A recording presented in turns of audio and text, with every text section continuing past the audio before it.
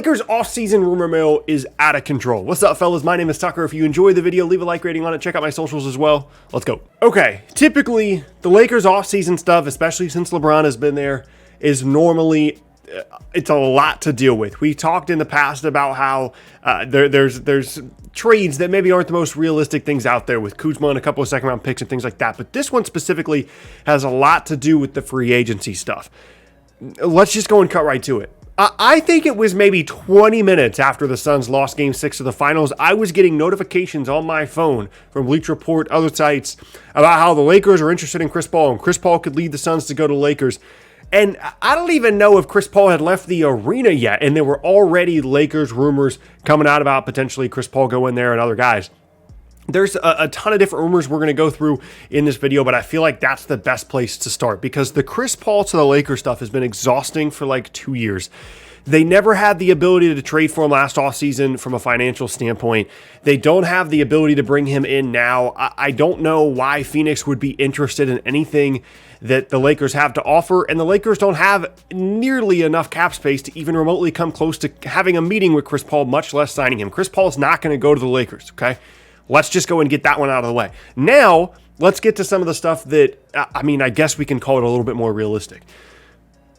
There's some Lowry and some DeRozan stuff floating around right now. The DeRozan stuff is actually something we talked about in that Spurs video last week, where I do think that DeMar DeRozan is going to end up in LA, whether that be the Lakers or the Clippers.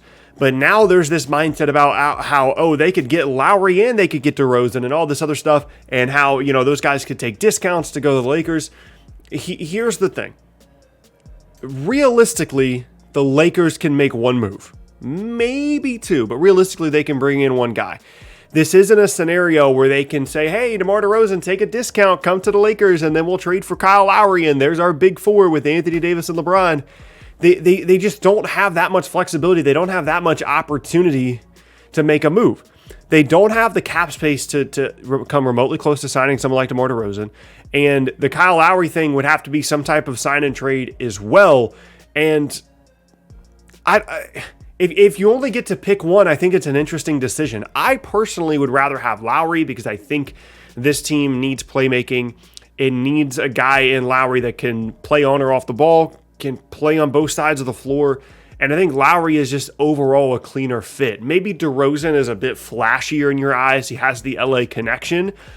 But the way that he plays and the way that he scores specifically does not work super well with this Lakers team. This Lakers team needs spacing, and Kyle Lowry certainly provides much more of that than DeRozan does. I would rather have Lowry, but those are two names absolutely to keep an eye on. They presumably almost got Lowry at the deadline, and DeRozan is someone that I think would take a discount to go there. But when it says discount, that has to be in like a sign and trade scenario. It's not like he's going to sign for $5 million to go to the Lakers. It would have to be a scenario in which he comes to an agreement on a sign and trade new contract that isn't as valuable as he could sign in the open market, specifically to go to the Lakers, because again, it would have to be a sign and trade. Another really interesting one here is Spencer Dinwiddie. Apparently wants to go to LA in general, maybe not specifically the Lakers, but that's going to be kind of a common thing here, and probably for a while, is Clippers and Lakers kind of fighting over trying to capitalize the most on the LA thing, because a lot of guys do want to go to LA. They want to be there. And Dinwiddie is another interesting one. Again, possibility for a sign and trade there. He turned down a player option worth, I believe, 10 or 11 million. Is coming off of an injury, but still someone that I think provides a significant amount of value. And I think that Spencer Dinwiddie is a really good player. In the early part of the year with Brooklyn, when he was actually playing before he got hurt, granted, it was only a handful of games, he actually showed a pretty good ability to kind of fit into what Brooklyn needed as kind of just a fill the gaps guy that has some size, can shoot, can play make, and has been a pretty dominant on-ball guy in the past, but showed an ability to kind of get away from that. Again, in only a small sample size and definitely a super team setting there in Brooklyn. So Dinwiddie potentially going to LA, whether it be the Clippers or the Lakers, would certainly be interesting. And then there's some Dennis Schroder buzz flying around as well about, they could possibly trade Schroder for Lowry or move him somewhere. It seems unlikely that Dennis Schroder is going to be returning to the Lakers, and that whatever sign and trade move comes about for them probably does involve Dennis Schroder, but situationally, like, does Schroder make sense for Toronto or San Antonio, specifically in the Lowry DeRozan situation, or Brooklyn and the Dinwiddie situation?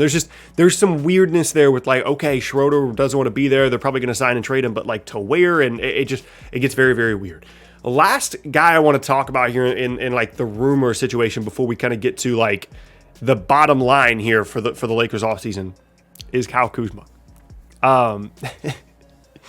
There have been some rumors and some reports and things like that basically saying that Kuzma values himself pretty highly within the Lakers hierarchy and doesn't want to be there anymore and sees himself, the quote that I saw was like on the level of a Jason Tatum level player. Obviously, we know that none of that is true. And there's just not a lot of value there for Kuzma as a trade asset is the bottom line. So at the end of the day, here's what the Lakers are looking at. If you want to kind of evaluate these rumors, any rumors that come out in the future, here's the deal.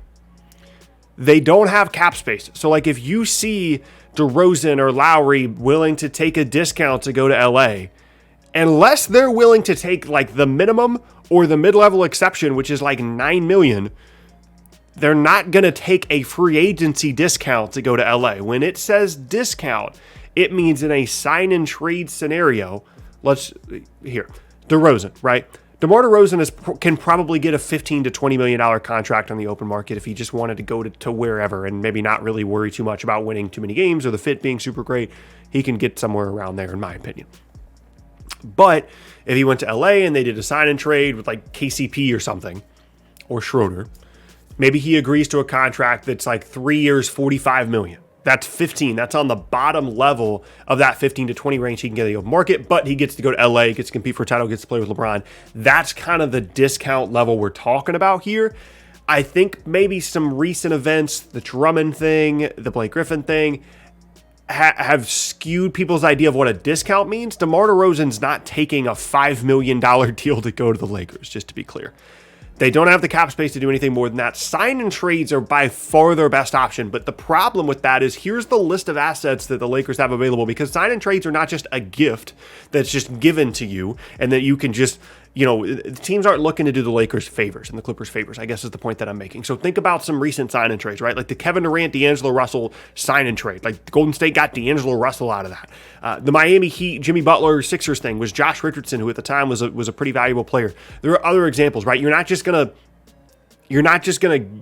give up nothing in a sign and trade. It might not be a ton, but you're not just going to give up nothing. So their assets include Schroder, who they would also have to be signed and traded. There's some complications there. KCP, who has a number that makes a little bit of sense on the lines of like a Lowry DeRozan sign and trade. Kuzma, whatever you think that's worth, and a late first round pick in this draft that they would have to trade like on draft night or right after using it or pick for another team, because obviously they don't have control of the future draft assets. So they kind of have to wait on being able to use that pick in a trade. And then Taylor Horton-Tucker, who's currently a restricted free agent. That is the entirety of the possibilities of trade assets for the LA Lakers. So here's where we're at with the Lakers. There's going to be a lot of rumors about them. Every single time that you look up NBA rumors, NBA offseason rumors, Twitter, whatever the case may be, the Lakers are going to be involved. I've seen, I didn't even bother covering them in this, but I've seen like Russell Westbrook trade rumors for the Lakers. Bradley Beal trade rumors for the Lakers. I didn't even bother covering those. If they're going to bring someone in, and it's the Lakers, typically they always do something that surprises us. If they bring someone in, it's going to be something like DeRozan, which I think is the most likely thing out of the entirety of the list that we just went through. DeRozan in a sign and trade, or Lowry in a sign and trade, or Spencer Dinwiddie in a sign and trade. Maybe they get, a couple of discounts and free agency stuff, kind of like how Montrezl Harrell signed, and nobody really expected him to sign for just 2 years, 18. But like Chris Paul, Bradley Beal, Russell Westbrook, these guys that make 30 plus, they don't have the ability to bring them in unless you're trading LeBron or Anthony Davis and you're not doing those things.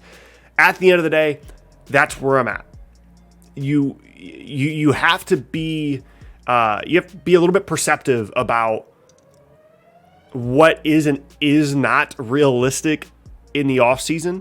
And I know that there's a lot flying around right now by the Lakers, and I just kind of want to talk about what rumors are and aren't realistic, because some of them are, and some of them are cool, some of them are interesting, and they're going to do something. They're not just going to run it back next year.